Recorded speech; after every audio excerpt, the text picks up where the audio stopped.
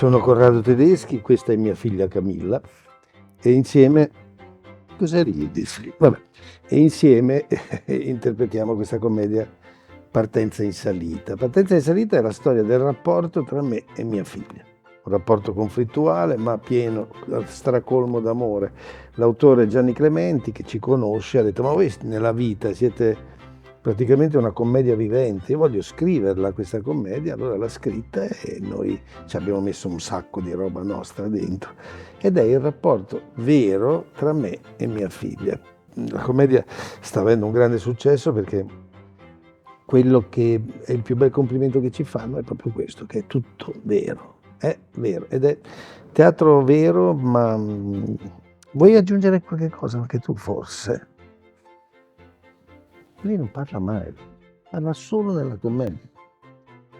No, è vero, è tutto vero e il rapporto è quello che si vede nella commedia è anche quello che abbiamo fuori, quindi questo è molto bello, è anche molto bello che le persone, tanti genitori vengono da noi e ci dicono che si rivedono nella situazione padre, madre, figlia, quindi è tutto molto realistico, ecco.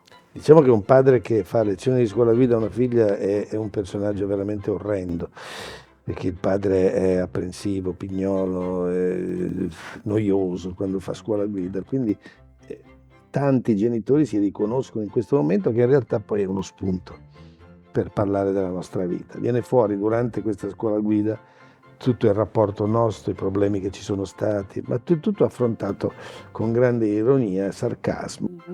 Le lezioni non me le ha fatte lui, grazie al cielo, però in generale quando guido ride sempre in ansia e vai più piano e frena, e la precedenza, mica la precedenza, ormai guido da un po' di anni, però vedo che penso che non cambierà mai questa cosa del avere così tanta ansia quando è in macchina con me.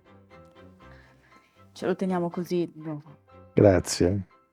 Ogni volta che veniamo in Friuli siamo molto felici. molto bello.